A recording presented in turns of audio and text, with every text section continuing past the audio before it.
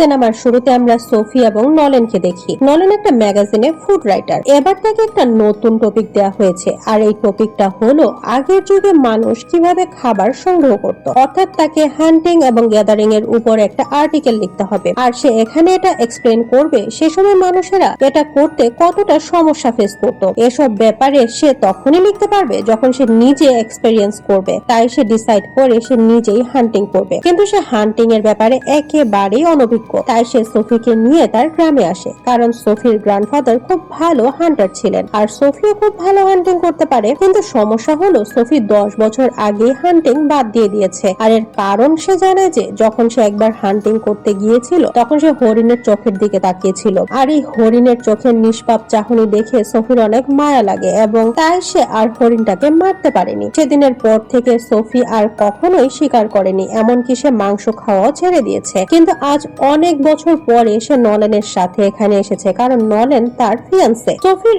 এখনো স্বীকার করতে ইচ্ছা করছে না, কিন্তু তারপরেও নলেনকে হেল্প করার জন্য সে তার ছোটবেলার বন্ধু কায়েলকে ডেকে নিয়ে আসে। কায়েল প্রথমে নলেনকে তীর চালানো শেখায়। নলেন শিখছিল ঠিকই, কিন্তু তীর চালিয়ে শিকার করার জন্য অনেক প্র্যাকটিস করতে হবে, কিন্তু এদের তো পরের দিনই শিকারে যেতে হবে। তাই কায়েল তাকে রাইফেল চালানো শেখায়, আর এটা দিয়ে নলেন খুব তাড়াতাড়ি নিশানা লাগানো শিখে যায়। যখন তারা প্র্যাকটিস করছিল তখন এদের দুজনের মাঝে অনেক কথা হয়। কায়েলের শুধু একটাই টপিক ছিল, সেটা হলো সোফি তার চাইল্ডহুড ফ্রেন্ড, তাই সোফি তার জন্য খুবই ইম্পর্টেন্ট এবং সোফি তার অনেক খেয়াল রাখে, ইত্যাদি ইত্যাদি। এসব কথা শুনে নলেন অনেক রেগে যায়, কারণ সোফি তার ফিয়ান্সে, আর যখন অন্য কেউ সোফির ব্যাপারে এরকম কথা বলে তখন তার একেবারেই ভালো লাগে না। সোফিও এতদিন পরে কায়েলের সাথে দেখা করে তাকে নলেনের থেকেও বেশি ইম্পর্টেন্স দিচ্ছে, এটা দেখে নলেন অনেক রেগে যায়, অভিমান করে ঘরে চলে যায়। নলেনের এরকম বিহেভিয়ার সোফি নোটিস করে। যখন সে নলেনের কাছে যায় তখন নলেন সোফিকে ব্লেম করতে শুরু করে। সে সোফিকে জিজ্ঞেস করে কায়েল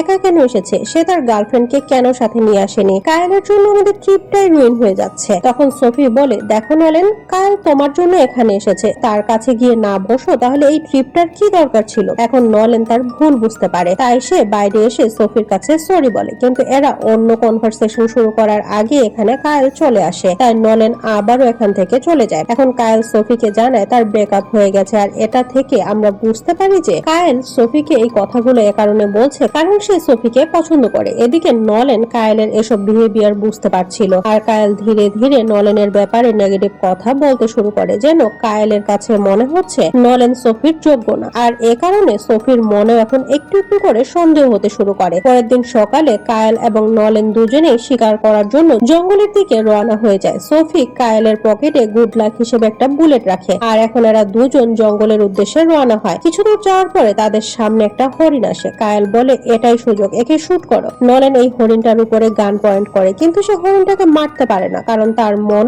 অনেক নরম। কিন্তু কায়েল অনেক ভালো শিকারী, তাই সে একটা তীর বের করে সে হরিণটাকে মেরে ফেলে, কিন্তু এই তীরের আঘাতে হরিণটা মরেনি। নলেন কায়েলকে বলে, তুমি একে আরেকটা তীর মারো, যাতে করে তার সব কষ্ট শেষ হয়ে যায়। কিন্তু কায়েল এটা না করে নলেনের হাতে থাকা বন্দুকটা দিয়ে দূরে দাঁড়ানো আরেকটা হরিণকে শুট করে, কিন্তু এর ফলে হরিণটা আহত হলেও সেখান থেকে পালিয়ে যায়। হরিণের শরীর থেকে অনেক রক্ত ঝরছে, আর কায়েল এই রক্ত ফলো করে হরিণটার পিছু করতে শুরু করে, কিন্তু কিছু দূর যাওয়ার পরে সে রক্তের দাগ হারিয়ে যায়। পেছন থেকে নলেন বারবার কায়েলকে ডাকতে থাকে। সে বলে, এই হরিণটার পিছু করা বাদ দাও, পেছনে আমরা যে হরিণটাকে আহত অবস্থায় ফেলে এসেছি তাকে আগে মুক্তি দিতে হবে, যাতে করে তার সাফারিং শেষ হয়ে যায়। হরিণটা পালিয়ে গেছে, আর পেছন থেকে নলেনের ক্রমাগত চিৎকার শুনে কায়েল অনেক ফ্রাস্ট্রেটেড হয়ে যায়। এখন সে নলেনের পিছু পিছু সে হরিণটাকে মারার জন্য যায়, যেটাকে আহত অবস্থায় ফেলে এসেছিল। কিন্তু এখানে ফিরে এসে এরা শকড হয়ে যায়, কারণ একটা নেকড়ে বাঘ তাদের শিকার করা হরিণটাকে খুব মজা করে খাচ্ছে। কায়েল এসব ব্যাপারে অনেক অভিজ্ঞ, তাই সে সেখানেই দাঁড়িয়ে থাকে, কিন্তু নলেন ভয়ে ঘামতে শুরু করে। এখান থেকে পালাতে চাইছিল, কিন্তু কায়েল তাকে বলে,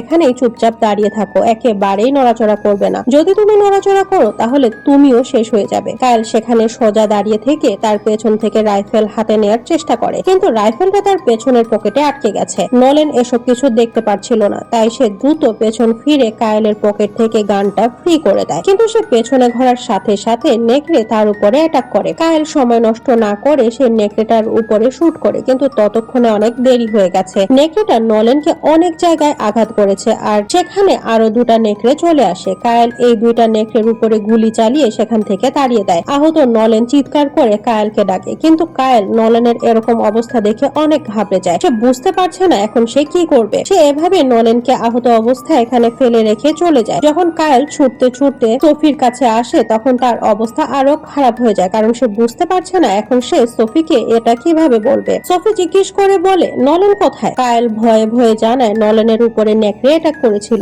আমি তাকে বাঁচানোর অনেক চেষ্টা করেছিলাম, কিন্তু ততক্ষণে নেকড়ে তাকে অনেক ইনজিউর করে দিয়েছে। এটা শুনে সোফি অনেক ভয় পেয়ে যায়। সে কায়েলের একটা কথাও বিশ্বাস করে না। সে কায়েলকে জিজ্ঞেস করে, নলেন জীবিত আছে নাকি মারা গেছে? তখন কায়েল বলে, আমি জানি না, আমি তাকে সেখানেই রেখে এসেছি। এখন নলেনকে বাঁচানোর জন্য সোফি কিছু প্রয়োজনীয় জিনিসপত্র তুলে নেয়। এরপরে নলেনকে বাঁচাতে সে জঙ্গলের দিকে রওনা হয়ে যায়। যেহেতু সোফি এটা জানে না কায়েল আর নলেনের সাথে সেই দুর্ঘটনা কোথায় হয়েছিল, তাই কায়েল তার সাথে যায়। কিন্তু যতক্ষণে তারা জঙ্গলের সেই পয়েন্টে পৌঁছায় ততক্ষণে তারা একেবারে শক হয়ে যায়, কারণ তারা বুঝতে পারে নলেন সেখানে নেই। ফ্ল্যাশব্যাকে আমরা দেখি আসলে নলেন নিজের জীবন বাঁচানোর জন্য আস্তে আস্তে সেখান থেকে কিছুটা দূরে আসে। বাইক চালিয়ে সোফি সেখানে চলে আসে যেখানে এরা হরিণ শিকার করেছিল। আর এই মৃত হরিণটাকে দেখে সোফির মনে হয় কায়েল তাকে মিথ্যা কথা বলেছে, কারণ কায়েল তাকে বলেছিল যে সে শিকার করতে পারেনি। এখন এই মিথ্যার জন্য সোফির মনে হয় কায়েল হয়তো ইচ্ছা করে নলেনকে মেরেছে, কারণ তার অনেক হিংসা হয়। এসব চিন্তা করে সোফি অনেক রেগে যায় আর সে কায়েলকে চিৎকার করে বকা দিতে থাকে। সে কায়েলকে জিজ্ঞেস করে বলে, বলো নলেন কোথায় আছে? তুমি নলেনকে মেরেছো কারণ তুমি তাকে হিংসা করছিলে, আর নলেন আমাকে জানিয়েছে গত রাতে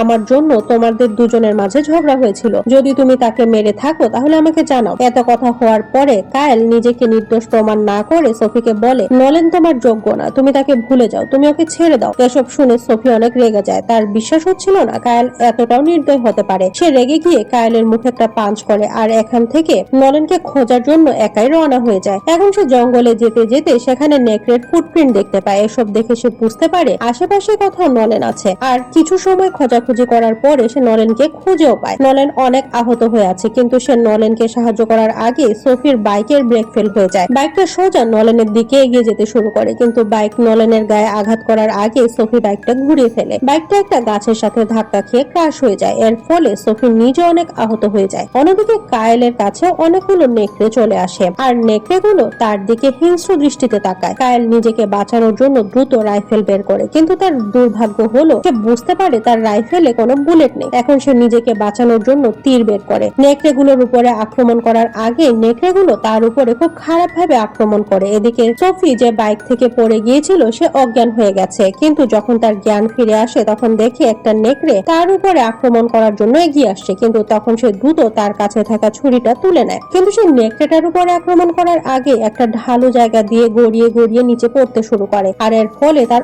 অনেক আঘাত লাগে। তার হাত একেবারেই ভেঙে গেছে। এখন তার কাছে শুধুমাত্র তীর ধনুক ছাড়া আর কিছুই নেই। এই নেকড়েগুলো মারতে হলে তাকে তীর ব্যবহার করতে হবে, কিন্তু তার ডান হাত একেবারে ভেঙে গেছে, তাই সে তীর ধনুক ব্যবহার করতে পারছে না। সেসব কিছু নিয়েই ভাবছিল তখন তার সামনে একটা নেকড়ে চলে আসে। এটা দেখে সে নিজের ভেতরে সাহস সঞ্চয় করে সে তীর ধনুক হাতে তুলে নেয়, কিন্তু ভাঙা হাতের কারণে সে সঠিক টার্গেটে লাগাতে পারে না আর নেকড়েটা তার অনেক কাছাকাছি চলে আসে। তখন সে নিচে থেকে একটা তীর তুলে নেকড়ের শরীরে স্টেপ করে দেয় আর সে বেঁচে যায়। সে অনেক কষ্ট করে জঙ্গলের সে জায়গায় আসে যেখানে জঙ্গলটা শেষ হয়ে গেছে, আর সেখানে এসে সে দেখে নলেন নিজের জীবন বাঁচানোর জন্য এখানে চলে এসেছে। সে নলেনকে তুলে তার গাড়ির কাছে নিয়ে আসে, যে গাড়িটাতে করে কায়েল তাকে এখানে নিয়ে এসেছিল। যখন সে গাড়ির কাছে আসে তখন সে কায়েলকে দেখে শকড হয়ে যায়, কারণ নেকড়ে তার অবস্থা অনেক খারাপ করে ফেলেছে। তার অর্ধেক মুখ সহ শরীরের অনেক জায়গায় নেকড়ে খেয়ে ফেলেছে, আর কায়েল এখন আর জীবিত নেই। এটা দেখে সোফির অনেক খারাপ লাগে, কিন্তু সে এখানে আর থাকতে পারবে না, কারণ এখনো নেকড়ের ভয় এখানে রয়েছে। সে ফুয়েল ক্যান তুলে গাড়িতে ফুয়েল ভরে নিয়ে নলেনকে গাড়িতে করে সেখান থেকে নিয়ে যায়। আর এর সাথে সিনেমাটা এখানেই শেষ হয়ে যায়।